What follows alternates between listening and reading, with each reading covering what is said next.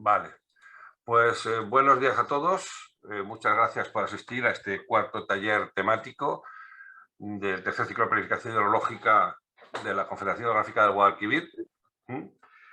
Este taller temático va a tratar concretamente tres aspectos que yo considero son muy importantes, pero considero que no han estado bien tratados en los planes durante bastante tiempo, ni en los planes ni en la gestión del agua. Por una parte, las alteraciones hidromorfológicas, por otra parte, los caudales ecológicos y por otra parte, las especies exóticas invasivas. Entonces, vamos a empezar con la presentación. Yo hago una presentación relativamente breve, una media hora, y luego ya pasamos al taller. ¿De acuerdo? Bueno, tenemos, un momentito. El taller va a tratar el tema de alteraciones hidromorfológicas, como os he dicho, caudales ecológicos y especies exóticas invasoras. Básicamente, lo que consistirá en que yo explico un poco, brevemente y de manera muy general, cómo se trata estos temas en el plan, y luego vosotros en los talleres discutís, habláis, intercambiáis opiniones, y eso ya os lo dirigirá Óscar y José Luis, que son los responsables de la empresa que está haciendo las dinámicas de los talleres. Bien, estamos en el tercer ciclo de planificación hidrológica, que sabéis se comenzó a raíz de la aprobación de la Directiva Marco del Agua, y estamos en este tercer ciclo, del que ya hemos tenido la exposición pública de los documentos iniciales, el esquema provisional de temas importantes, la consolidación en el esquema de temas importantes, y estamos actualmente en el proyecto de plan hidrológico, cuyo proceso de participación pública durará hasta finales de diciembre. Os animo a participar, todas vuestras participaciones son siempre interesantes y muchas permitirán mejorar el plan que hemos redactado en esta oficina de planificación. ¿Vale? En principio, como veis ahí, ya hubo una primera parte, el esquema de temas importantes, que fue formado por el Consejo del Agua en diciembre del año pasado. Y en estos momentos tenemos el proyecto de plan, que como os he dicho, está en información pública hasta el 22 de diciembre. Nosotros queríamos hacerlo hasta el 25 para que coincidiera, pero no nos fue posible. Y la idea, en principio, sería que entrara en vigor el primer semestre del 22. Pero bueno, ya sabemos que las cosas en Palacio van despacio, pero bueno, a lo largo del próximo año tiene que estar, evidentemente, ya en vigencia. Bien, aquí tenemos otra vez los hitos y lo podéis consultar siempre en la página web de la Confederación, y aparte de lo que es la participación formal mediante observaciones, valoraciones y sugerencias a través de los conductos normales, también a partir del correo de participación guadalquivir.es podéis enviarnos ideas, sugerencias, observaciones. Bien, vamos a empezar con las alteraciones hidromorfológicas, un problema que yo considero que no ha sido bien tratado, y de hecho incluso yo soy de los que opino que está mal enfocado desde el punto de vista supuestamente de la interpretación de la Directiva Hábitat, de la Directiva Marco del Agua en la península ibérica, en España, porque yo considero que es el indicador base sobre el que tendríamos que sustentar cualquier evaluación de la calidad y del estado de las masas de agua. Porque yo siempre he dicho, lo primero hay que saber si tenemos o no un río, y eso solo nos lo pueden decir indicadores hidromorfológicos. Evidentemente, hay muchas necesidades básicas de la sociedad actual, abastecimiento, comercio y otras, que lo que hacen es que para satisfacer esas necesidades tengamos que crear ciertas infraestructuras que faciliten pues, lo que es los distintos campos de la actividad diaria. Si añadimos lo que es las aguas superficiales, fundamentalmente lo que es el dominio público hidráulico y su área de influencia, existen toda una serie de infraestructuras que producen alteraciones hidromorfológicas y de hábitat en los diferentes ecosistemas que forman parte del sistema fluvial, y fundamentalmente las más importantes son aquellas que suponen obstáculos transversales a tanto al caudal hidrológico como al transporte de sedimentos, que a su vez provocan una fragmentación de los hábitats y de las especies que en él habitan, dificultando su fenología. Básicamente son alteraciones en la continuidad longitudinal. También existen todas esas infraestructuras longitudinales, tanto en dominio público hidráulico como su área de influencia, que también provocan alteraciones hidromorfológicas y que son alteraciones en la continuidad transversal de las masas de agua y la conectividad con los ecosistemas asociados. Pero no nos olvidemos que la normativa española lo dice muy claramente. El artículo 126 bis del reglamento dice condiciones para garantizar la continuidad fluvial. Lo que dice es que el organismo de cuenca debe promover el respeto a la continuidad fluvial y lateral de los cauces, compatibilizando los usos actuales del agua y las infraestructuras hidráulicas recogidas en la planificación hidrológica. Básicamente lo que viene a decir es que es un valor que hay que conservar y que evidentemente no hay que superponer cualquier otro interés a esta continuidad fluvial. En todo caso, habrá que hacer lo posible por compatibilizar la conectividad fluvial con las infraestructuras y los temas y las infraestructuras que se realicen dentro del dominio público hidráulico y sus zonas de influencia. Básicamente, las principales, simplificando evidentemente, infraestructuras de estas alteraciones son las presas de azudes, con una alteración importante del régimen de caudales líquidos y sólidos. Obras de paso menores, como vados, pequeñas estructuras formadas generalmente por los de hormigón, marcos, tubos prefabricados, etcétera, que son muy frecuentes en nuestros cauces. Obras de paso mayores, generalmente se trata de medianas y grandes infraestructuras de diversos materiales que ocupan el dominio público hidráulico en vuelo. Infraestructuras longitudinales tipo motas, muros de defensa, muros de protección, etcétera. Bueno, conocéis todos muy bien cuáles son todas estas infraestructuras. Un ejemplo del Guadalquivir, sin ir más lejos. Bien, y lo principal es que lo que tenemos que hacer es intentar que estas infraestructuras estén permeabilizadas, que permitan esa continuidad mínimo longitudinal y a ser posible también lateral.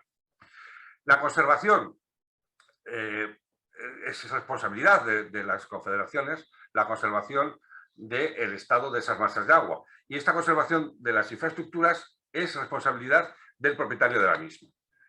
Todas esas infraestructuras, además, tienen efectos acumulativos sobre las masas de agua.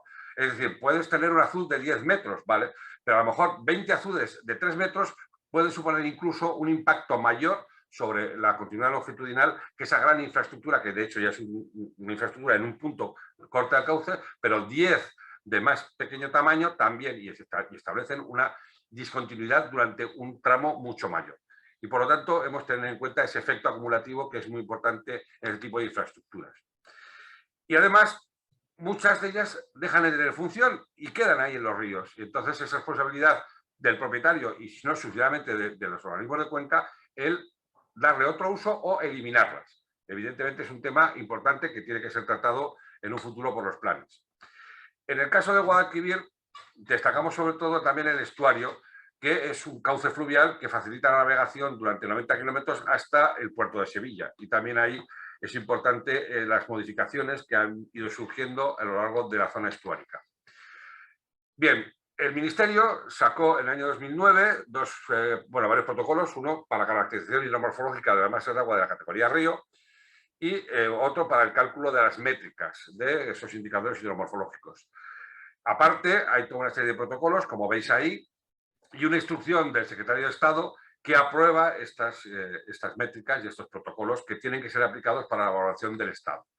Aquí tenemos un mapa simplificado de cuáles son el número de presiones morfológicas transversales que tenemos en la demarcación del Guadalquivir. Como veis, son muchísimas y digamos que hay muchas que incluso pueden no aparecer porque o no se hayan detectado o estén caídas, etcétera. Pero bueno, ya solamente con estas ya el panorama indica cuál es el impacto real de las presiones morfológicas transversales. Aquí tenemos las longitudinales también, están en un mapa así como muy general para tener una visión global. Un ejemplo concreto, en el caso del estuario, ahí tenemos pues, todas las alteraciones hidromorfológicas que hemos detectado en un caso concreto, esto está hecho para toda la demarcación. Básicamente lo que tenemos que intentar es recuperar lo que se llama el territorio fluvial. Lo que tenemos que hacer es ir buscando cuál es el río, cuál es su dinámica y respetar esa dinámica. Y conectar los ríos y conectar el río con su territorio fluvial. Que en realidad es un espacio o paisaje que está dominado por el sistema fluvial. Es decir, es toda aquella banda geomorfológica y ecológica activa de máxima eficacia y complejidad como un sistema natural. Básicamente es lo que tiene que hacer la caracterización hidromorfológica y las medidas que vayan a potenciar la conectividad fluvial. Evidentemente, este es un ejemplo, claro, de cómo puede afectar una infraestructura que genera una presión transversal en la evolución hidromorfológica del cauce. Ahí lo tenéis, esto es de manual, evidentemente esto acaba produciéndose y por lo tanto tenemos que luchar contra estas actuaciones que provocan estas alteraciones importantes en nuestros cauces. Aquí tenemos, por ejemplo, un mapa con las centrales hidroeléctricas que evidentemente supone una presión transversal en el cauce y que, por supuesto, lo que hay que hacer es compatibilizarlas con esa conectividad fluvial. O tenemos aquí las presiones fundamentalmente que en nuestra demarcación hemos localizado que provocan alteraciones morfológicas. Las tenéis ahí, son las que vienen directamente en los manuales de la IPH y las tenéis descritas con bastante más amplitud en los documentos del plan. Aquí tenemos otras dos tablas en las que ofrecemos un resumen general de las masas de agua afectadas por presiones en nuestra demarcación, especialmente las debidas a alteraciones morfológicas de los tipos que ya hemos hablado, básicamente, ¿vale? Para que tengáis un porcentaje del total de masas que están afectados por estas alteraciones, en algunos casos es bastante importante. Bueno, esto es un ejemplo, no es de aquí, pero es un ejemplo que siempre pongo, es de mi anterior demarcación del Miño. Esto es un embalse hidroeléctrico que corta totalmente el flujo de agua, es decir, toda el agua de este embalse se deriva a otro embalse para turbinar y veis que el cauce queda absolutamente seco, porque además los órganos de desagüe no están habilitados. Y aguas abajo, la Junta declaró un tramo de pesca libre de muerte, evidentemente libre de muerte porque no hay agua, y si no hay agua no hay peces, con lo cual a veces encontramos estas imágenes un tanto absurdas de la continuidad longitudinal de nuestros cauces. Hicimos un estudio del número de presiones transversales inventariadas por kilómetro lineal de masa de agua, ahí tenéis que sin obstáculos no hay muchas y básicamente tenemos un número muy importante de masas que tienen un número elevado de presiones por kilómetro de agua. En este caso el porcentaje por longitud de masa de agua afectada, como veis ahí también es importante, hay algunas que tienen un porcentaje entre el 75 y el 100% de la longitud afectada, lo cual es muy preocupante. En concreto, en nuestra demarcación, básicamente un 82% de las masas de agua están sometidas a presiones hidromorfológicas significativas. Esto lo resumo, os remito a la ficha 3 de alteraciones hidromorfológicas del esquema de temas importantes. Evidentemente, lo que tenemos que hacer es evaluar estas presiones. Los nuevos procedimientos y protocolos que se aprobaron y que se están llevando a cabo, en nuestro caso en 90 masas de agua, hemos evaluado el protocolo hidromorfológico, ha cobrado una especial relevancia porque hemos visto que realmente es el indicador que nos va a definir cuál es el estado real de las masas de agua. Luego aplicaremos los indicadores biológicos, físico-químicos, etcétera, pero el hidromorfológico cada vez cobra mayor importancia y cada vez nos damos más cuenta de que es el indicador base sobre el que tenemos que montar el edificio de la evaluación de estado. Bien, básicamente, como os he dicho, hay 90 masas de agua en las que hemos hecho caracterización hidromorfológica. Los resultados están en los documentos del plan, no vamos a estar aquí a detallarlos. Y luego tenemos un programa de medidas. Ese programa de medidas lo que intenta es elaborar una serie de medidas que permitan mejorar el estado hidromorfológico de las masas. Básicamente tenemos, desde el punto de vista de masas de mejora morfológica de las masas de agua, 28 medidas en el plan, de mejora de las condiciones hidrológicas, 3 medidas, y de medidas de conservación y mejora de la estructura y funcionamiento de los ecosistemas acuáticos, 4 medidas. Me vais a decir, ¿no son suficientes? De acuerdo, nosotros lo que hacemos es recoger lo que nos dicen tanto la Administración General de Estado, las comunidades autónomas y las entidades locales. Nos gustaría que fueran más, pero son las que son y esas las tenéis diferenciadas en el plan. Un ejemplo, ¿no? Hemos hecho este análisis de masas en agua con buen estado global y tenemos cuencas que en buen estado global sin peces, con lo cual eso implica que de alguna manera hay obstáculos previos que impiden que estas especies conecten con estos tramos que están en buen estado global. Pasemos a caudales ecológicos. Otro tema que empezó a tratarse ya en el primer ciclo y que actualmente es algo que está, ya veis que según la normativa general de aguas, los caudales ecológicos son una restricción a los sistemas de explotación. Es decir, nada puede impedir el caudal ecológico, solo hay una limitación, que es el tema del abastecimiento, que es el único uso que está, entre comillas, por encima de los caudales ecológicos, siempre y cuando no haya una alternativa económica o técnicamente viable. Eso siempre hay que tenerlo muy claro. Evidentemente, como sabemos, es un mecanismo vital para mantener los procesos esenciales de los sistemas fluviales y que la Unión Europea, incluso en los nuevos borradores o los nuevos documentos que está hablando de modificar la directiva marco, va a introducir este concepto que evidentemente es fundamental para el buen estado. En nuestro caso, yo creo que la definición que da tanto el decreto que aprueba el reglamento de dominio público hidráulico es bastante afectada. Es aquel caudal que contribuye a alcanzar el buen estado o el buen potencial ecológico en los ríos o en las aguas de transición y mantiene como mínimo la vida piscícola que de manera natural habitaría o pudiera habitar en ese río, así como su vegetación de ribera. Esa definición es muy potente, porque mantener la vida piscícola que de manera natural habita o habitaría, así como la vegetación de ribera, implica unas exigencias de caudal en ocasiones importantes. Por lo tanto, esto hay que tenerlo en cuenta. Bien, esto ya lo conocéis. De hecho, uno de los firmantes de este modelo está en ese taller, persona a la que admiro bastante, Tasio. Bueno, pues aquí tenéis lo que tiene caudal ecológico, reproducir en la medida posible el régimen natural de caudales. Entonces, aquí tenemos este ejemplo de cómo debería establecerse el régimen natural de caudales. Veis que tenemos un cierto incremento de caudales ecológicos en el plan del segundo al tercer ciclo. Hemos pasado de 338 el número de masas con un caudal mínimo establecido a 344. Ahí vais viendo, básicamente hemos introducido el estuario, y ahí tenéis los datos de cómo básicamente han variado el número de masas o el número de, sí, de masas en las que se ha determinado un caudal ecológico, o incluso en el caso de los lagos y zonas húmedas, los requerimientos ambientales necesarios para conseguir el buen estado. En este caso, 20 también se ha incrementado. Esto está en el apéndice 6.1 y 6.2 del plan. En este caso lo encontráis ahí en el programa de normativa, encontráis los caudales ecológicos, tanto los caudales mínimos para situaciones ecológicas ordinarias, como en el estuario, donde hemos definido caudales ecológicos, como también tenemos intervalos orientativos en referencia a la extensión inundada en hectáreas de las masas de agua superficial con categoría tipo lago, que también han sido introducidas como novedad en este plan. Tenemos los diferentes puntos de las redes de control. Deberíamos, entre comillas, controlar todos los puntos, pero eso de momento no es posible. Entonces tenemos una serie de puntos en los que vamos controlando el cumplimiento de caudales ecológicos en nuestra demarcación. ¿Qué medidas aparecen en el plan? Bueno, pues por una parte tenemos un estudio que estamos en marcha de estudio y control de caudales ecológicos, que está en desarrollo, también de las zonas húmedas, de los requerimientos ambientales de las zonas húmedas. Hay un proyecto de adecuación de los órganos de desagüe de las presas propias de la Confederación para poder modular el régimen de caudales ecológicos. Ambas están en marcha y son las medidas que en este plan están establecidas con respecto a los caudales ecológicos. Como os he dicho, el primero tenemos también una parte que es la limitación de las superficies inundadas con técnicas de detección, que es lo que se está llevando ahora a cabo. Parte se ha introducido ya en el plan y otra parte, cuando acabe el estudio, será para el futuro plan. Yo creo que esto es muy importante e interesante. Por otra parte, estamos volviendo a hacer el estudio de determinadas masas de los caudales ecológicos. Aquí os pongo un ejemplo de una de ellas, que son lo que estamos haciendo en el caso del Guadajoz, por ejemplo, ¿no? Pues estamos estableciendo otra vez el estudio de los caudales ecológicos para establecer esos valores.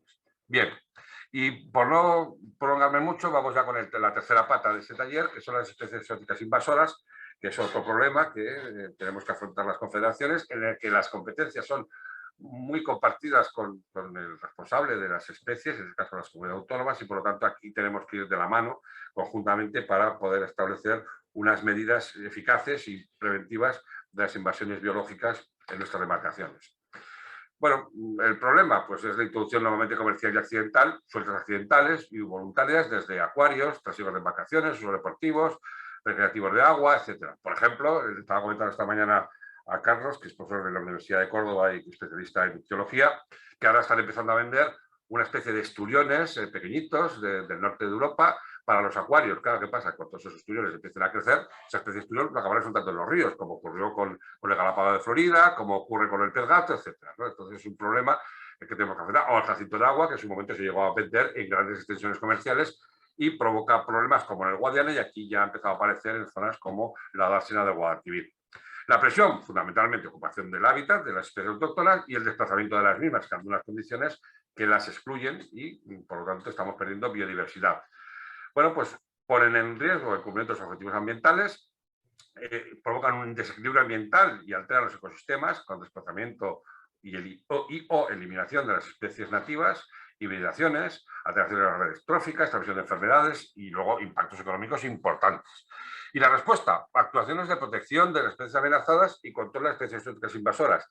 El problema aquí es que hay que hacer una política preventiva, porque en muchos casos, una vez que una especie te ha entrado, ya es imposible erradicarla. Y aquí en el Guadalquivir tenemos un caso muy paradigmático, que es el cangrejo en las mismas del Guadalquivir, una especie exótica que en estos momentos, aparte de que yo creo que no sería factible desde el punto de vista técnico ni económico erradicarla, ya forma parte de la red trófica básica de especies amenazadas, con lo cual una vez que te entra ya es muy difícil que estas especies puedan ser eliminadas. Hay que evitar que entren, eso es lo más importante. Bueno, aquí tenemos un amigo, que este siluro está pescado en el Guadalquivir y la verdad es que, como veis, pequeño no es. Básicamente hay muchas, os pongo unas cuantas, que son unas cuantas que hemos encontrado en el Guadalquivir, hay más. Os pongo en consideración ese hidrozoo que aparece a la mitad. Ese hidrozoo es un hidroide estuarino que aparece en los estuarios en condiciones saladas. Ya lo hemos encontrado en zonas de Jaén, donde las aguas son salobres, por lo que probablemente ha sido trasladado por aves acuáticas que penetran a lo largo de los ríos. Bueno, pues ya tenemos incluso esta especie Estuarina ya la tenemos dentro de la demarcación. Bueno, ahí tenéis toda una serie de especies, desde el famoso mejillón cebra, la almeja acuática, en fin, todas esas especies, y hay más. Hay más, ¿no? Simplemente es un ejemplo de las muchas que podemos encontrar en la demarcación de Guadalquivir.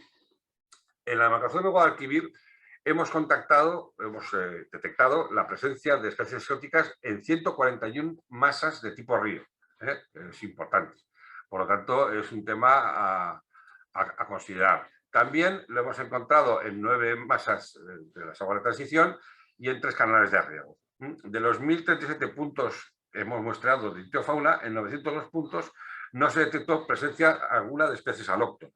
Pero bueno, la superficie en la que hemos encontrado estas especies exóticas invasoras es muy importante dentro del Guadalquivir. Medidas. Bueno, pues el plan tiene una serie de medidas que yo creo que, en fin, que no son baladís. Hay una medida que va a llevar a cabo la Confederación Hidrográfica de Guadalquivir con fondos de la Dirección General del Agua, que es el seguimiento y control de las medidas ante la presencia de especies invasoras en el Guadalquivir, en torno a una inversión de 2 millones de euros.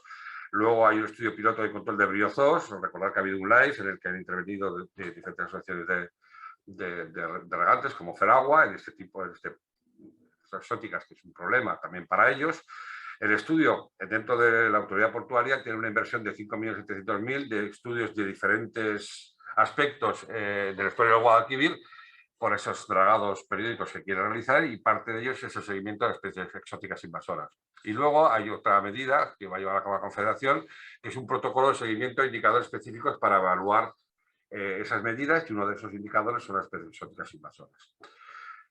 Con respecto a lo que os he dicho de la conectividad longitudinal, es muy importante todos los proyectos que hay de cómo compatibilizar infraestructuras transversales en el cauce con lo que es la continuidad longitudinal. Os pongo uno de los últimos manuales que ha salido, que yo creo que es muy interesante, que os he dicho que uno de sus autores está en ese taller, que se hizo a partir de un live de la Confederación Hidrográfica del Duero. Bueno, pues hay ya muchos manuales y muchas maneras de poder hacer esta conectividad longitudinal compatibilizando estructuras que son transversales al cauce. Este es un ejemplo. Y yo creo que ya nada más.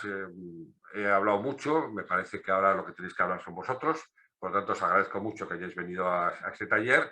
Y bueno, os dejo con Óscar y José Luis, que son las personas que van a llevar a cabo lo que es la dinámica del taller. Muchísimas gracias por vuestra atención y os invito a seguir participando en los diferentes talleres que vamos a llevar a cabo. Óscar, todo tuyo. Sí, gracias, Emilio. Buenos días a todos. Algunos volvemos a encontrarnos aquí hoy otra vez, porque el Guadalquivir es muy grande y da para mucho, y entonces, bueno, pues una buena ocasión otra vez para encontrarnos. Y a los que no nos conozcáis, bueno, pues tanto mi compañero José Luis como yo somos de la asistencia técnica contratada por el Ministerio para llevar a cabo los procesos de participación activa en todo este ciclo de planificación para todas las demarcaciones. Con esto queremos hacer hincapié en que no tenemos ningún vínculo personal ni profesional con cada demarcación, más allá del potencial afectivo que podamos tener por cada territorio.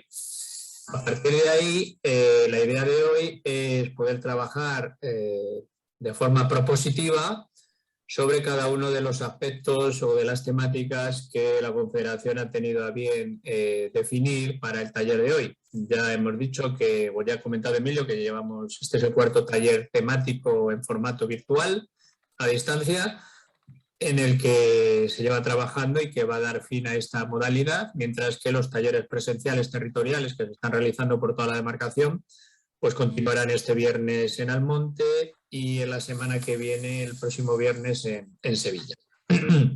Unas breves instrucciones sobre cómo funciona Zoom, que supongo que ya los estaréis todos muy, muy expertos en esto, y es que abajo del todo hay un globito donde pone chat, para que si alguien tiene dificultades de audio o de micrófono, pueda utilizar el chat para realizar las aportaciones o opiniones por escrito, porque van a tener la misma validez que las aportaciones verbales que se realicen en la jornada de hoy. A partir de ahí sí que es verdad que nos interesa que el debate sea lo más verbal posible y no por escrito, para no crear diálogos, porque probablemente se perdería parte de la esencia del debate. Voy a compartir pantalla con la previsión de los objetivos para el debate, con la intención de orientar un poco el diálogo entre todos vosotros a través de grupos reducidos para el debate que vamos a establecer ahora. Nos vamos a dividir en dos grupos reducidos. Os aparecerá cuando eso ocurra un mensajito que deberéis de aceptar para poder entrar en cada una de las salas reducidas que vamos a hacer, para que después podamos todos volvernos a juntar en un formato de plenario, de puesta en común, para compartir las diferentes aportaciones que recojamos de cada uno de vosotros. Bien, Emilio nos ha contado 3 temas, nos ha descrito la problemática de estos 3 temas y también algunas de las actuaciones que contempla el plan o otras, el nuevo plan, u otras que ya se vienen realizando del plan anterior. En cualquier caso, estos 3 bloques de temas tienen que ver con alteraciones hidromorfológicas, caudales ecológicos, especies exóticas invasoras. Y bueno, en el primer aspecto se nos ha ocurrido enfocar el debate en tres facetas, una que tiene que ver con la mejora de las condiciones morfológicas, otra que tiene que ver con la mejora de las condiciones hidrológicas y, por último, medidas que puedan reducir las presiones que existen en cauces, lechos, riberas y márgenes, que puedan venir derivadas de impactos por la plantación de presas, azudes, diques, es decir, obstáculos transversales, las propias alteraciones del régimen hidrológico, y bueno, esto también tendrá relación con el siguiente tema de caudales, y la pérdida física total de las masas de agua, bien por desecación, desaparición, etc. Un segundo bloque de medidas que tiene que ver con caudales ecológicos y que están relacionados, por un lado, con las medidas para el estudio y el control de esos caudales, y por otro, un aspecto más específico que tiene que ver con la adecuación de desagüe en presas para poder modular el régimen de caudales medioambientales. El régimen de caudales tiene una serie de componentes y entre ellos, pues bueno, el tema del desagüe de las presas, caudales sólidos, caudales generadores, laminación, el tema de avenidas, bueno, todo este tipo de cuestiones, incluso también por los propios aprovechamientos hidroeléctricos que puede haber. Y un último que tiene que ver con especies exóticas invasoras, en cuanto, por un lado, a las medidas de seguimiento y control, y aquí se incluye pues, las actuaciones que están planificadas por la Confederación, de control de organismos con afección a sistemas de riego y abastecimiento, y otras actuaciones que tienen que ver con dragados, como pasa con el estuario de Guadalquivir. Y, por último, lo que está planteado como protocolo de seguimiento de indicadores. Estas son actuaciones y medidas que el plan establece, pero se puede mejorar seguramente con las aportaciones a partir de vuestro conocimiento profesional y del territorio que podamos recoger a lo largo del día de hoy. Por último, sí que comentaros que todas estas aportaciones serán estudiadas para su incorporación en la propuesta del plan. Es decir, pasará por su encaje de viabilidad técnica, económica, legal, para poder tener cabida en el propio plan. Incidir en que esto no se acaba aquí hoy, que si se os ocurren más ideas o más aportaciones se pueden enviar más propuestas a través de ese canal digital de participación que aparece ahí en pantalla, participación@chguadalquivir.es, y que tenemos hasta el 22 de diciembre, que es cuando acaba el periodo de consulta pública del plan. Y nada más, a partir de aquí, pues yo dejo de compartir pantalla y nos juntamos ahora, nos veremos por grupos reducidos y dentro de un ratito nos volvemos a ver todos. Gracias.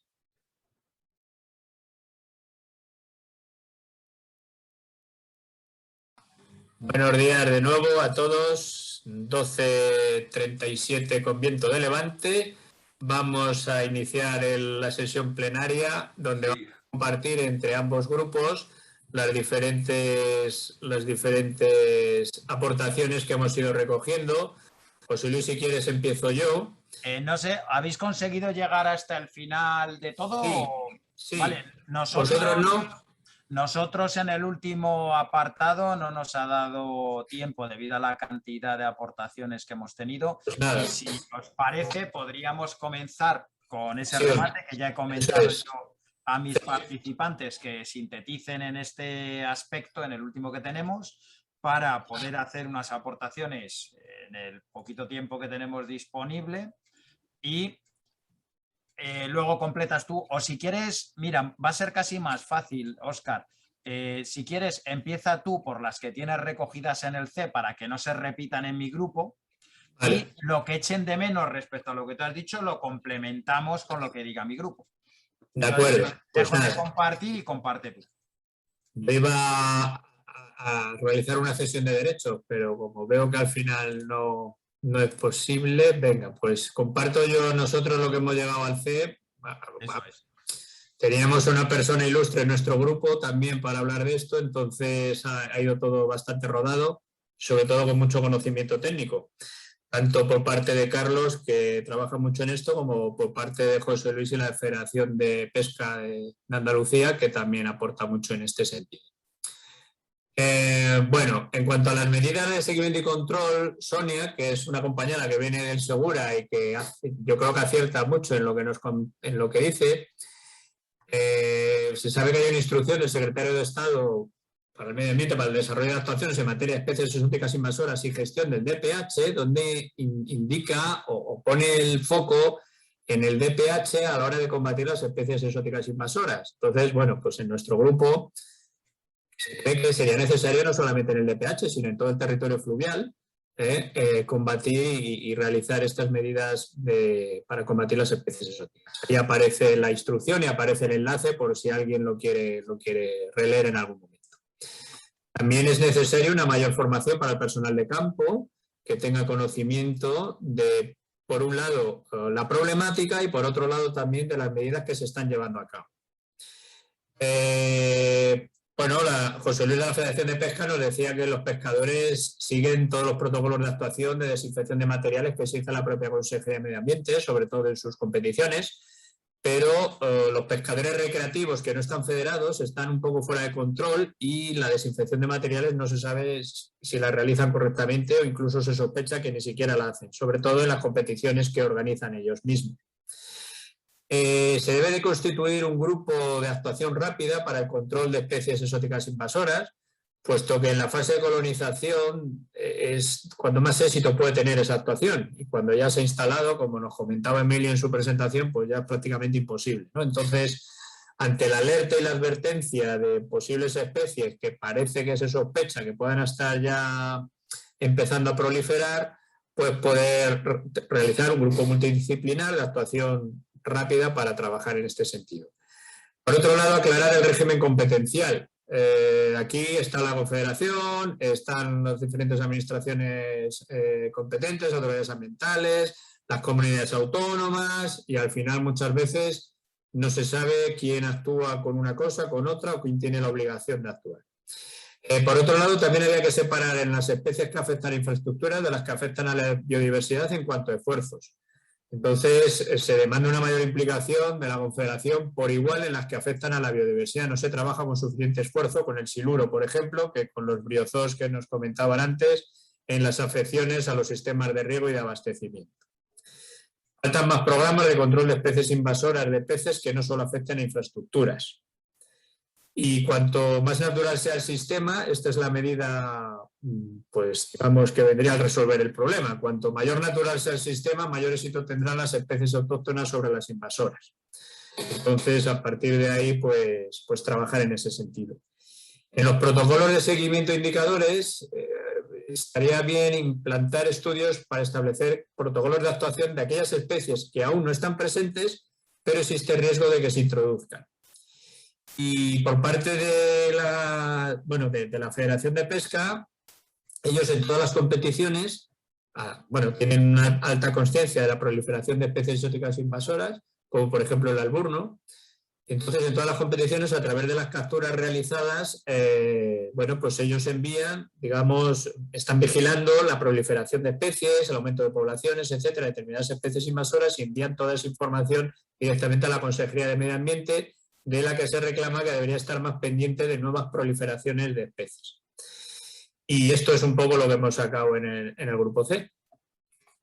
De acuerdo, pues vamos a mirar también, en este caso, qué es lo que pueden echar. Deja la tabla si quieres y desde mi grupo, si consideráis que falta algo relevante en este aspecto que no nos ha dado tiempo a abordar, pues os pregunto directamente, y para cualquiera de los apartados de este ámbito de especies exóticas, Pedro Parias, si tienes alguna específica que nos quieras comentar a mayores sobre lo que ha dicho Óscar. Sí, yo entiendo perfectamente que la Confederación le dedique más recursos a los que afectan a la infraestructura porque ponen en riesgo pues todo el tejido socioeconómico e incluso las tomas de abastecimiento de los municipios. Quizás es competencia de otra, seguro, es competencia de la comunidad autónoma el tema del control y el de las especies invasoras. Luego son la comunidad autónoma la competente quizás en controlar esas otras que afectan a la biodiversidad, no es la Confederación. Y yo solo quiero añadir una propuesta de aumentar el control de accesos de embarcaciones y de los pescadores y otras actividades náuticas en los embalses infectados por especies invasoras, porque al final las propias embarcaciones o los propios útiles se convierten en transmisores a otras masas de agua, ¿no? Entonces, mayor control en los embalses infectados, tanto en los accesos como en mecanismos de desinfección de embarcaciones y bueno, ya ha dicho el representante de la pesca en otro grupo que, bueno, que ellos, los federados al menos, sí están cumpliendo con los requisitos que les obliga, ¿no? la propia consejería. Vale. Bueno, Sí. hay una mano levantada de Carlos. No sé si hay alguien de tu grupo que quiera decir algo más. Sí, voy a, dentro de mi grupo quería pasar la palabra a Daniel, si tenías alguna mayores sobre todo lo que ha explicado ya Óscar. Sí, bueno, más allá de lo que ya está apuntado, queríamos mencionar que es necesario implementar algunas de las técnicas por ejemplo, el manual de bases para el manejo y control de la caña, que ya se han demostrado eficaces también en diferentes estudios pilotos, ¿no? Tanto en otras demarcaciones como incluso también en algunos casos en la propia Confederación del Guadalquivir. De manera que se deje de actuar sobre la caña con quemas o únicamente de brotes aéreos que no solo están demostrados ineficaces, sino incluso contraproducentes, ¿no? Para su manejo y control. Entonces, que eso, digamos, se implemente de una manera más efectiva, esos avances, ¿no? En las técnicas de control de la caña. Vale, pues pasamos palabra también a Adolfo Rendón, si tienes alguna mayores. Yo no, me parece correcta la que ya hay presentada. Perfecto. Y no sé si Tasio tiene también alguna más. No, por mi parte no hay ninguna aportación. Gracias. Vale, gracias. Pues no sé si Josué, ahora que estamos en el grupo, puede. Aparece un aviso de Sonia Hernández que tiene que salir. Os pedimos a todos los que estáis aquí, por favor, porque es un minuto, que en el enlace que vamos a generar, donde aparece un microtest de 10 preguntas, si no, sobre nivel de satisfacción con el taller, que si alguno tiene que salir pronto, por favor, contestarlo. Es un minuto lo que tardáis en contestarlo. Y bueno, por parte de mi grupo entonces, de momento no tenemos más. Pasamos la palabra a Carlos, que tiene la mano levantada, a Carlos Fernández. Si puedes abrir micro, Carlos.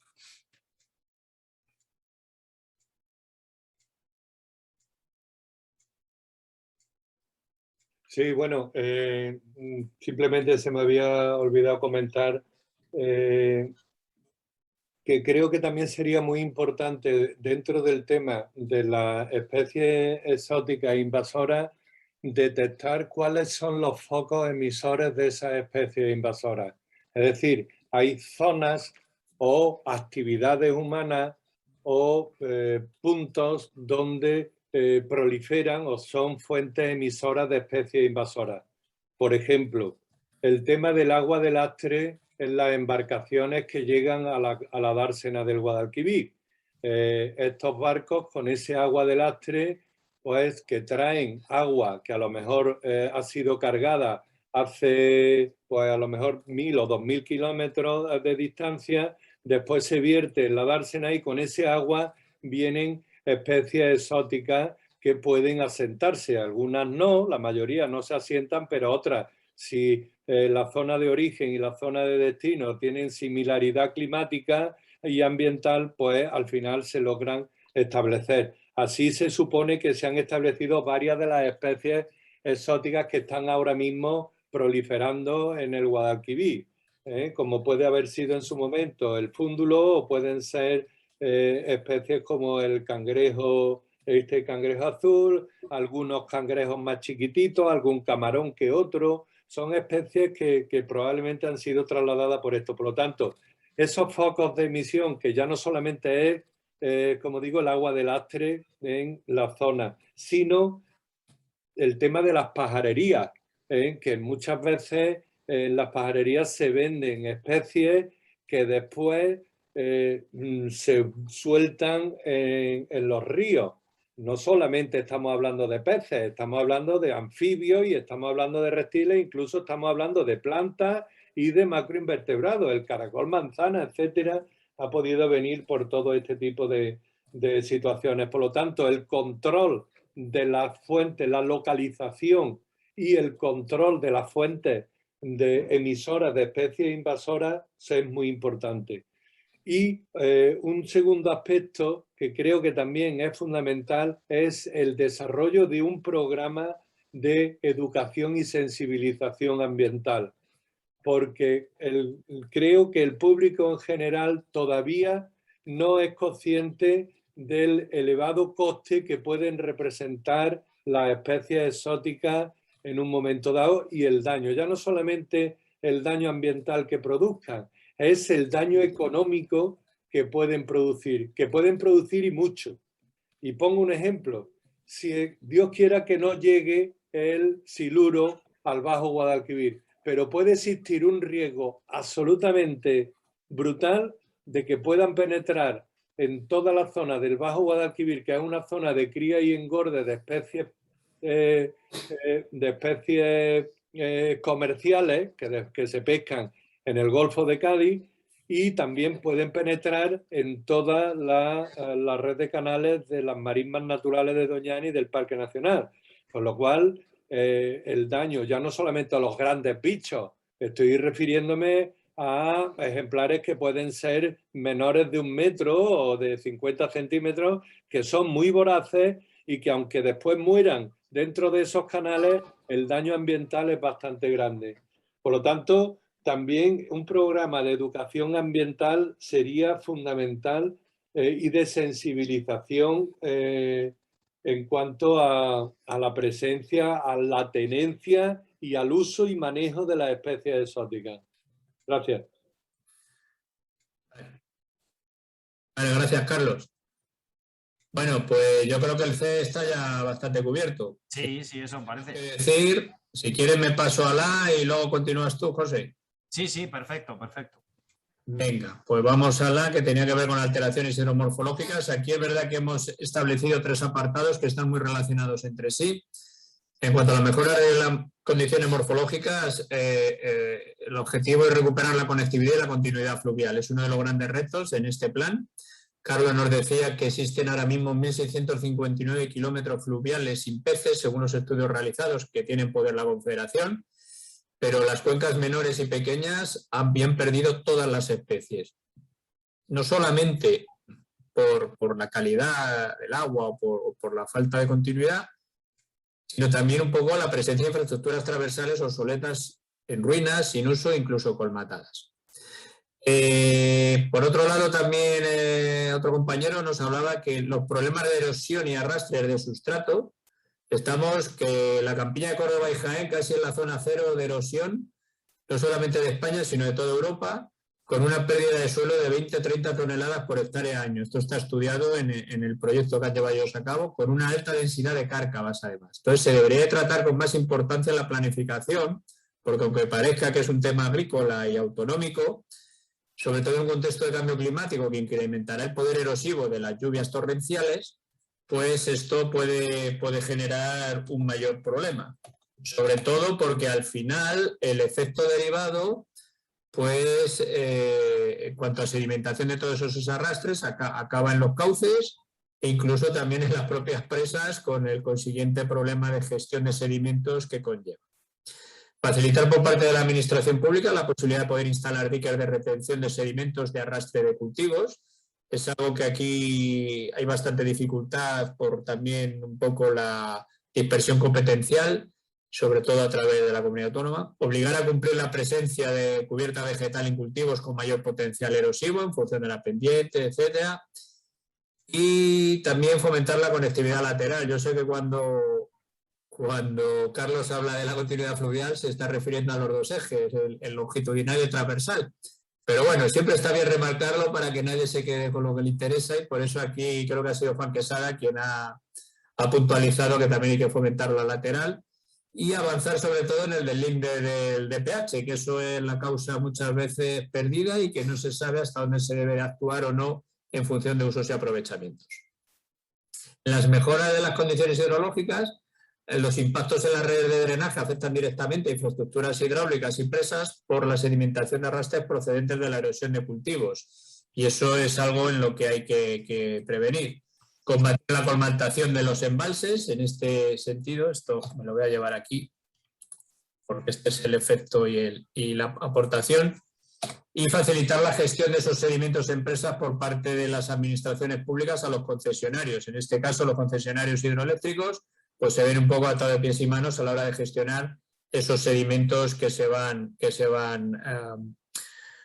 aportando en las presas. En cuanto a medidas de reducción por diferentes presiones, es fundamental trabajar en la permeabilización de los ríos para evitar tanta fragmentación, incluso estudiar las prioridades del efecto fragmentador de cada obstáculo transversal. No solamente, o sea, una presa podemos tener claro su efecto fragmentador, y un azuz antiguo, incluso bien conservado, no tendría por qué conllevar tanto efecto fragmentador si está bien instalado y si está bien trabajado, ¿no?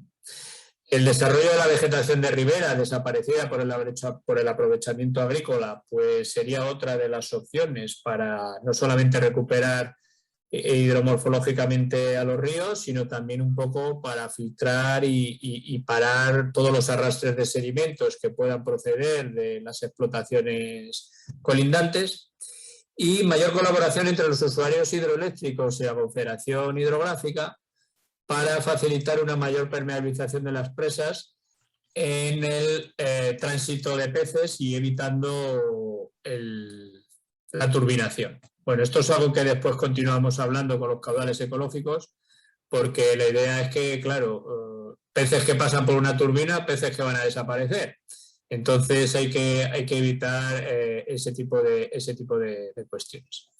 Pues nada, te dejo a ti, José Luis, vale, con tu A y tu B, y yo ya remato con él. Vale.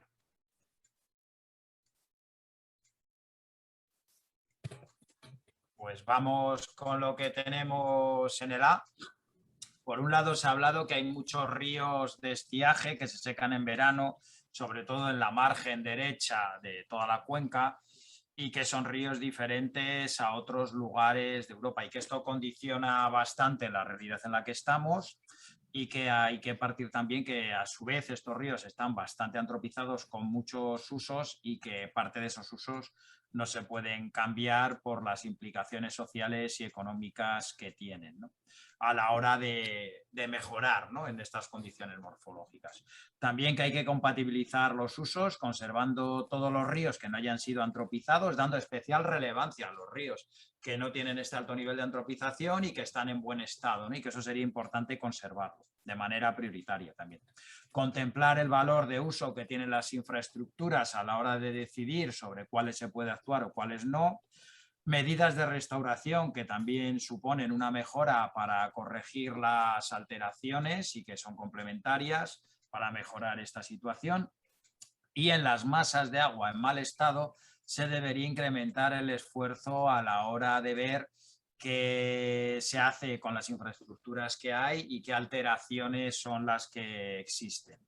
Diferenciar también entre grandes y pequeñas infraestructuras que dan servicio y ver dónde se puede actuar y cómo afecta a la biodiversidad estas infraestructuras, tanto las grandes como las pequeñas. Por otro lado, la necesidad de modificar el Real Decreto de 2015, cuando nos está hablando de los criterios sobre el estado ecológico de las masas de agua, porque los aspectos hidromorfológicos en este Real Decreto aparecen casi como un mero adorno y solo sirven para ver que si las cosas están estupendas te dan matrícula de honor, pero no aparecen con relevancia cuando hay masas en mal estado y sus elementos hidromorfológicos serían muy relevantes para poder mejorar y corregir esta situación.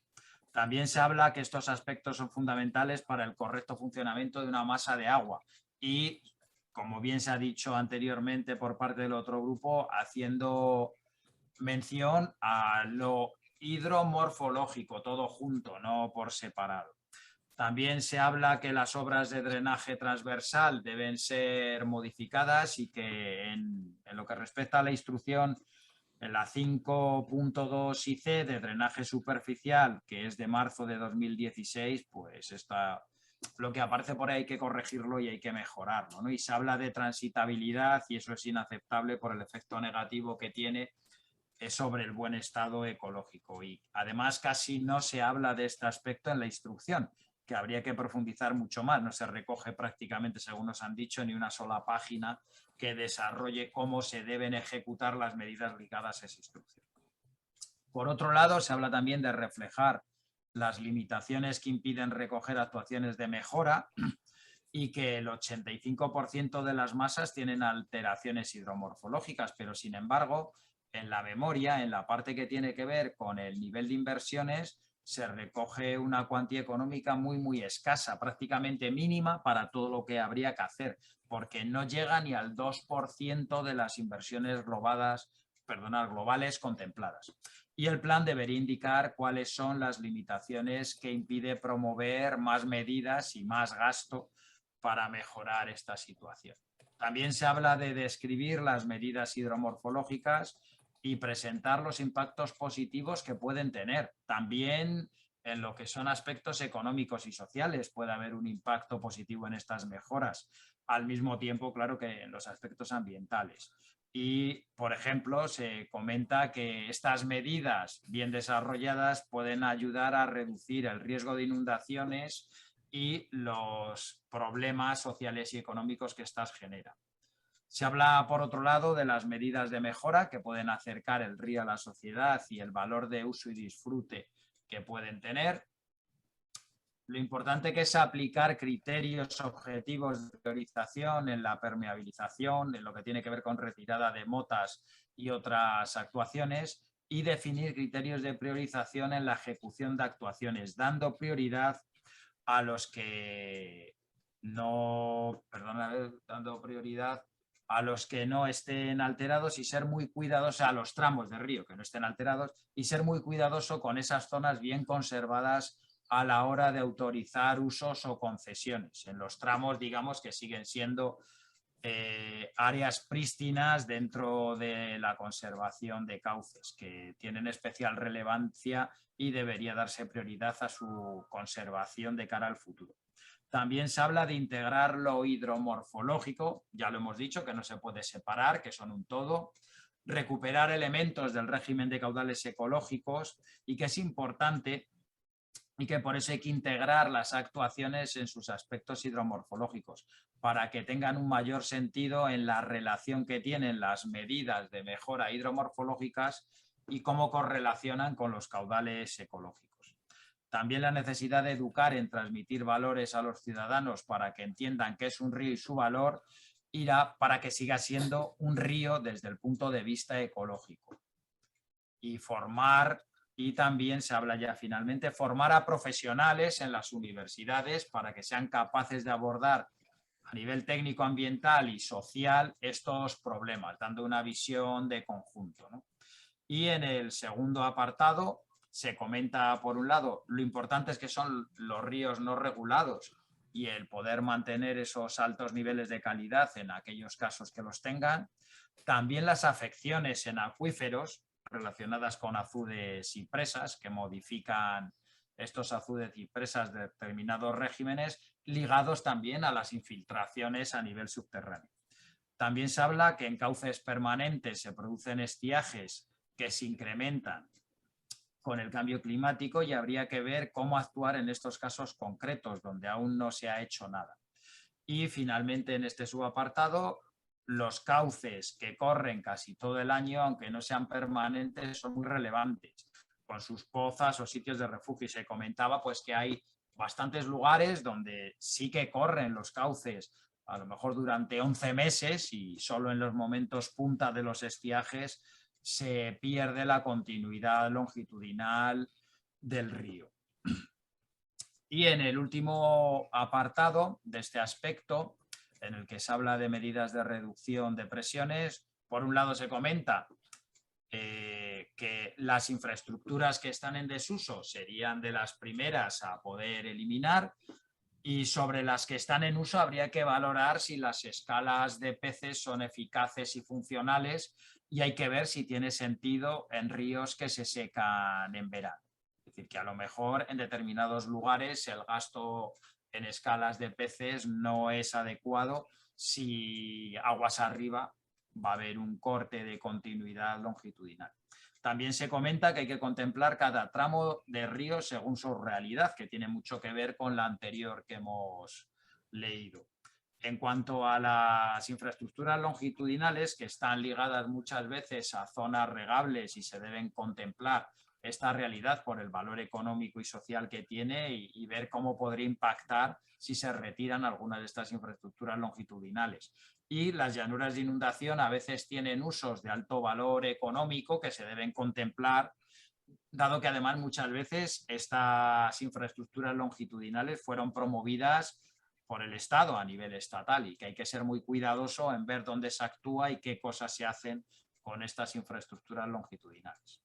También se comenta que cualquier medida debe contemplar los impactos sociales y económicos que puede generar, y ya para terminar, en este primer apartado, que también hay un problema asociado por exceso de extracciones de aguas subterráneas y que hay que mejorar la relación y conocimiento técnico que se tiene entre el río en superficie y los acuíferos asociados que tiene. Esto sería lo que tenemos en el primer bloque, y si os parece pasamos al segundo, al que tiene que ver con caudales ecológicos y lo que se ha aportado desde mi grupo.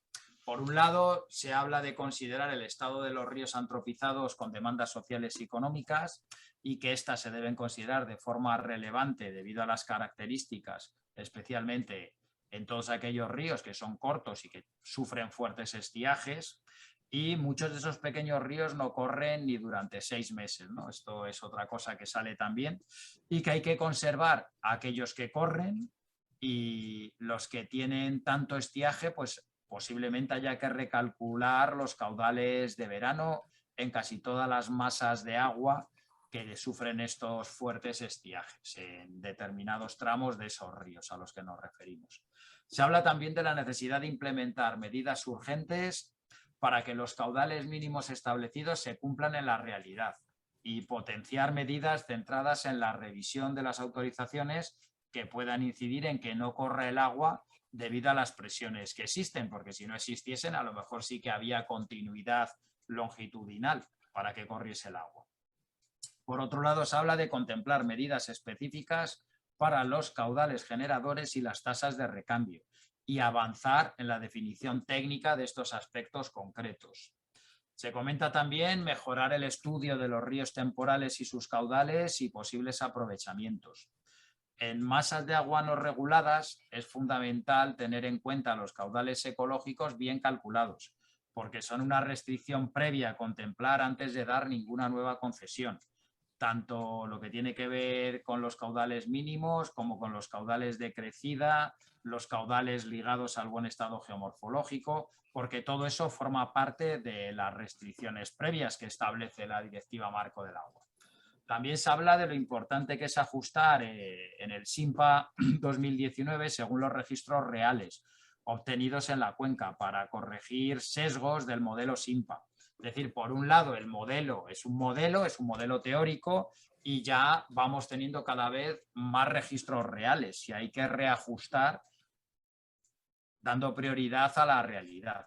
Es decir, establecer un régimen natural lo más ajustado posible tanto a la realidad a día de hoy como a las previsiones de cómo va a afectar el cambio climático en estos casos. Por otro lado, actualizar metodologías de cálculo de los caudales ecológicos y lo relacionado con el percentil cuando se abren los caudales ecológicos y demás, pues tenemos muchas cosas que vienen arrastrándose desde el 2008 y sin embargo los métodos de cálculo a nivel técnico han evolucionado bastante, han mejorado mucho en los últimos años y hay que incorporar esos avances a nivel técnico cuando hay que actualizar en la IPH y la descripción que se hace de las metodologías de cálculo. Es decir, que ahí habría que volver a darle una vuelta a estos asuntos, dado todo lo que se ha avanzado a nivel técnico. También la necesidad de definir criterios que permitan evaluar el mejor escenario para cada caso concreto. Hay que bajar al territorio y ver las características concretas de cada caso específico de los lugares de los que estamos hablando y ver la realidad también de esa masa de agua dentro de la que está ese tramo de río en el que se calculan esos caudales ecológicos, contemplando las alteraciones que puede tener esa masa concreta. Por otro lado, evaluar para cada caso el efecto que tiene en el cálculo de caudales ecológicos la situación actual. Y hay presas que sueltan mucho caudal en verano, que de forma natural no circularían esos caudales, dando lugares a caudales que nada tienen que ver con los caudales naturales y que esto está afectando tanto a aspectos hidromorfológicos como a aspectos ligados a la biodiversidad.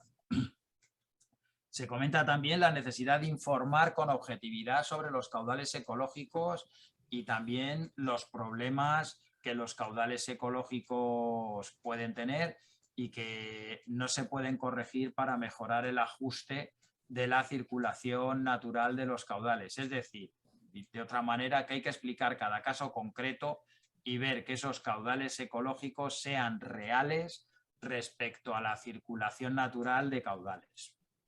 Desarrollar también un real decreto que defina con claridad los criterios de incumplimiento, porque ahora mismo, una vez que se tumbó por una sentencia lo que teníamos antes como instrumento legal, pues estamos un poco en vacío. Y hace falta un instrumento legal que permita acreditar los incumplimientos y sancionar o establecer las medidas oportunas para que se corrija el incumplimiento. Algo a lo que se ha dado especial relevancia a este aspecto. También se habla de desarrollar estudios piloto que pongan en evidencia el efecto ambiental de los caudales ecológicos, tanto en lo líquido como en la parte ligada a caudales sólidos, abordando sueltas prescritas, avenidas geomorfológicas para mantener de forma razonable la dinámica que de forma natural se daría y que para hacer todo esto sería bueno dentro de toda la demarcación el seleccionar algún tramo de estudio donde se pueda ir ensayando en estos aspectos específicos. En cuanto al segundo subapartado, se habla de lo importante que es incrementar los esfuerzos en adecuar los desagües de fondo de las presas grandes para evacuar caudales ecológicos y lo que hablamos antes también, el tema de caudales sólidos.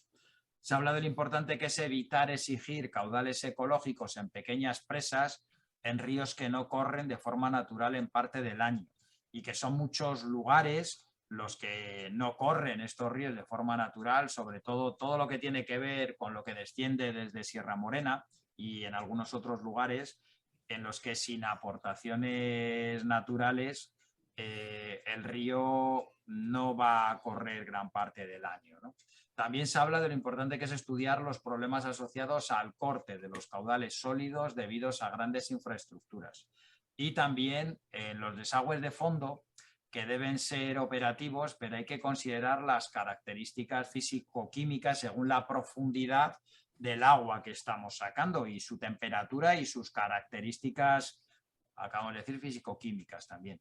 Y que habría que adecuar torres de toma como un elemento importante a la hora de aportar caudales ecológicos cuando se hacen sueltas de fondo, ¿no?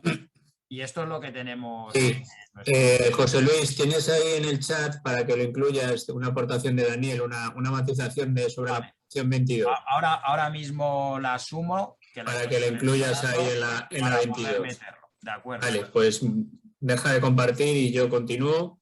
Perfecto. El grupo. Dos cositas. Recordaros lo del cuestionario de evaluación, porque bueno, estamos ya casi terminando, para que no se os olvide rellenarlo. Se tarda muy poquito y nos facilita a nosotros la mejora en futuros eventos participativos.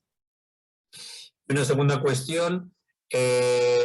Cuando hagamos la fusión de ambas tablas de aportaciones recopiladas en cada grupo, vamos a intentar evitar repeticiones. Esto será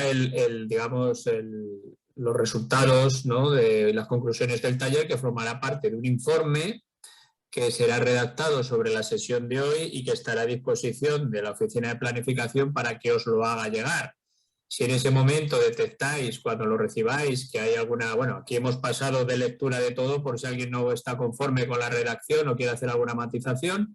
Ese informe será accesible a vosotros y podréis un poco hacer alguna matización sobre algo que se hubiera tratado en el taller, pero no en todo caso recogerían nuevas aportaciones. Nuevas aportaciones que queráis realizar después de este taller las podréis hacer a través de ese canal digital de participación, ese correo electrónico que os hemos comentado antes, donde hasta el 22 de diciembre se recogerán cualquier tipo de aportación a mayores que se quiera realizar. Y sin más, voy a terminar de compartir el trabajo que hemos hecho en nuestro grupo. No me extraña, José Luis, que no os haya dado tiempo a llegar al C, porque ha sido bastante prolífico un poco todas vuestras aportaciones en el apartado B. Nosotros nos hemos centrado mucho más en el A y en el C, que hemos ido ahí un poco más a saco en función del conocimiento del territorio y de las problemáticas que tenían los miembros de nuestro grupo. Bueno, en caudales ecológicos hay una parte que es meridiana, que es la implementación efectiva de los propios caudales, del propio régimen de caudales. Antes hablabais de la implantación urgente, ¿no?, o medidas para el cumplimiento urgente del régimen de caudales establecido, pues aquí viene a decir lo mismo. Hay que mejorar los estudios de aportaciones del río y del régimen natural del río, porque no tiene sentido cumplir un caudal ecológico que está por encima del régimen natural del río. Claramente los caudales estimados están sobredimensionados en algunos casos, pero a pesar de eso deben de existir y cumplirse, pero se deben estimar y calcular mejor. No solo se debe considerar los metros cúbicos por segundo que pasa por un caudalímetro, se debe considerar que estos caudales ecológicos deben respetar la dinámica natural del río Mediterráneo, incluso facilitando avenidas inducidas para recuperar llanuras de inundación, que eso es parte de la función de algunos de los componentes del régimen de caudales, como caudales generadores, etc. Está invirtiendo el régimen natural de los ríos mediterráneos por las alteraciones de sus caudales naturales, lo que facilita la proliferación de especies exóticas invasoras, ¿no? Entonces, en todo caso, se debe de priorizar el régimen natural de los ríos por encima de unos caudales ecológicos establecidos.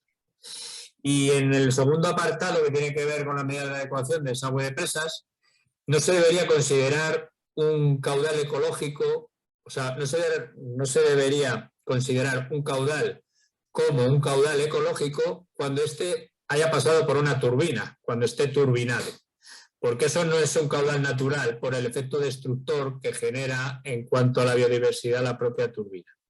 Entonces, podemos llamarlo caudal, pero lo que haya pasado por una turbina no debe ser considerado un caudal ecológico por el efecto destructor que conlleva en la biodiversidad.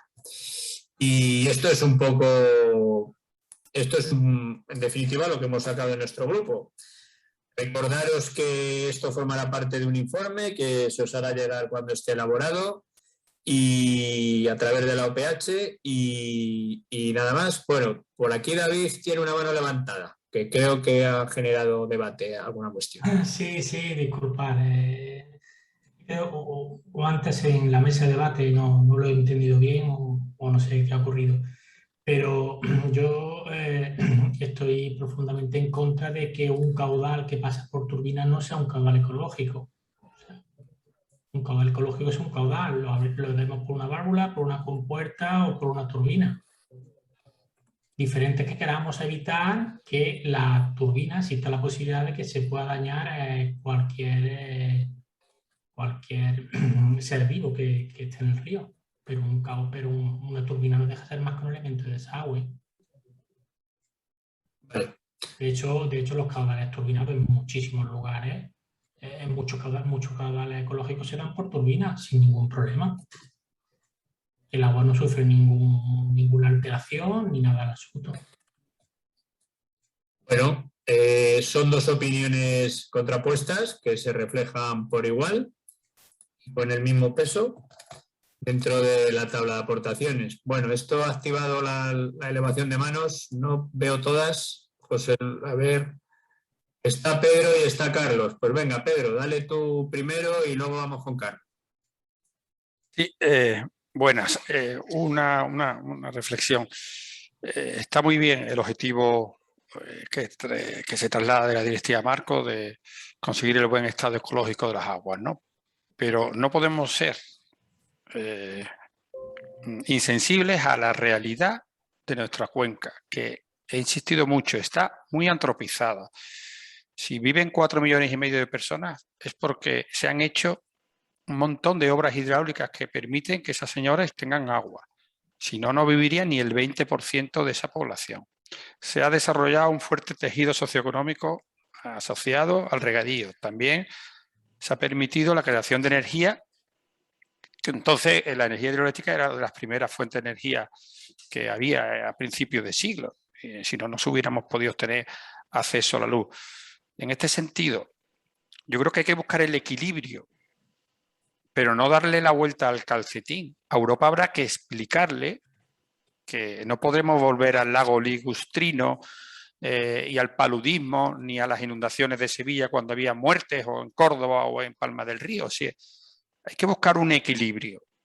Y si se tiende mucho del péndulo para un lado, y es que es lo que he visto en muchas intervenciones, pues vamos a dejar de poder vivir en nuestra tierra, porque se vive gracias al agua, en el medio rural especialmente, y en las ciudades, porque el milagro de que haya un grifo, abra uno un grifo y salga agua, es porque hay una presa. Entonces, vamos a buscar el equilibrio, no darle la vuelta al péndulo, porque sería ir para atrás, andar para atrás en los siglos y de alguna manera todo lo que han hecho los hombres del agua, pues quitarle ese valor. Y hay una población que está aquí asentada gracias un poco a esas infraestructuras del agua. Y por último, he hecho en falta, no lo sé, probablemente hayan sido invitados, pero no ha habido ningún representante de los abastecimientos, creo, si no me corregí, creo que sí, uno de los usos hidroeléctricos y del regadío. No sé si se ha invitado a más o no, pero bueno, veo un poquito un cierto desequilibrio en la formación de los invitados, porque bueno, cada uno evidentemente tira las copas a su sardina y tiene su visión, pero bueno, al menos los regantes, bueno, estamos en poder mejorar los ecosistemas acuáticos, pero también en mantener nuestra actividad. Y aquí hay algunas propuestas que son directamente mandarnos al paro. Entonces, insisto, búsqueda de equilibrio y mayor participación de usuarios, ya sean de abastecimiento, de regadíos, probablemente se hayan invitado, no lo sé, o no están. Yo he echado en falta y ha habido un cierto desequilibrio en la composición de esta jornada. Gracias. Vale, vamos por partes, vamos por partes. De todas maneras, Pedro, sabes que, porque participas en casi todos los talleres, que hay veces que hay sectores, hay veces que hay menos de otros, relacionados con las temáticas o con los territorios donde se están realizando los talleres, pero en todo caso siempre hay representación también de regantes, como puede ser la tuya. Entonces, a partir de ahí, ahora dejaremos que Emilio un poco de respuesta a esto, pero antes estaba Carlos, ¿vale? Para alguna de las cuestiones que habían salido en esta temática. Así que, Carlos. Sí, gracias.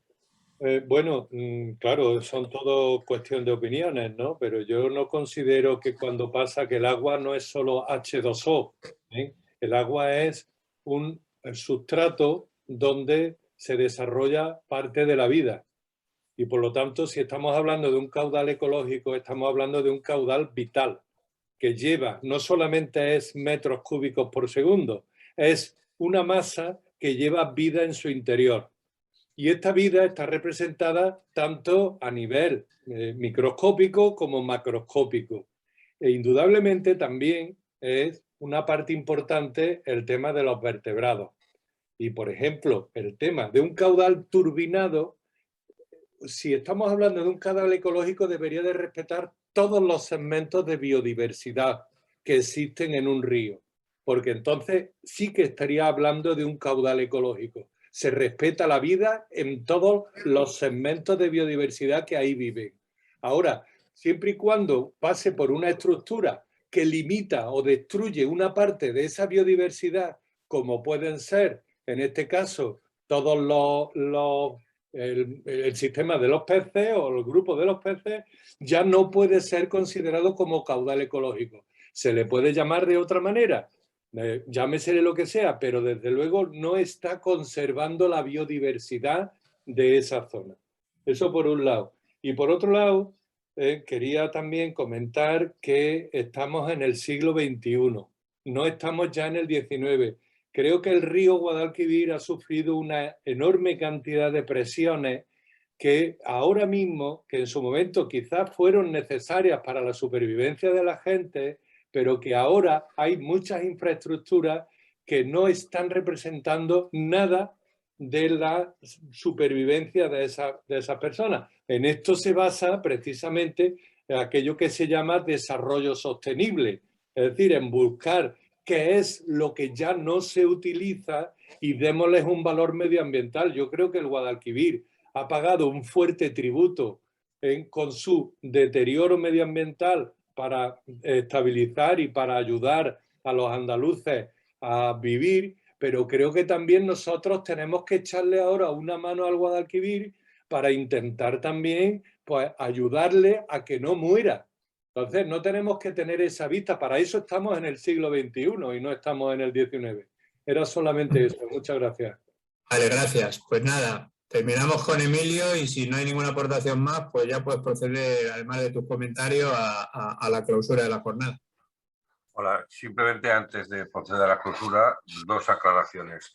La primera, los talleres se invita a representantes de diferentes sectores, es decir, no consiste en invitar más o menos a un sector. Sí es cierto que había representantes de las empresas gestoras de abastecimiento y más representantes del regadío invitados, pero obviamente yo no puedo ir con una pistola detrás de cada uno obligándole a asistir. Con lo cual yo invito y asiste el que considera pertinente, conveniente o el que dispone de tiempo para poder hacerlo. De hecho, incluso en algún caso, a alguno de las organizaciones se le ha comentado que pueden venir con alguna persona más si consideran que él solo pues, necesita un apoyo. Por lo tanto, insisto, se invita a representantes de todos los sectores y hay más representantes. Es decir, para ese taller se había invitado en torno a 30 personas. ¿Qué pasa? Que han faltado los de abastecimiento. Sí, ¿qué lo voy a hacer? Yo no puedo obligar ni a Masesa, ni a Emproaxa, ni a Giasa, ni a Jarafesa a venir a un taller. Y sí había invitado más asociaciones de regadío y había invitado más regantes. ¿Que no han venido? Ellos sabrán por qué, no puedo obligar a nadie. Por otra parte, simplemente un tema que no quiero sustraer al debate, pero que tengo que decir. Independientemente de la opinión de cada uno sobre que si se puede o no tuviera caudales ecológicos, tenemos un tema.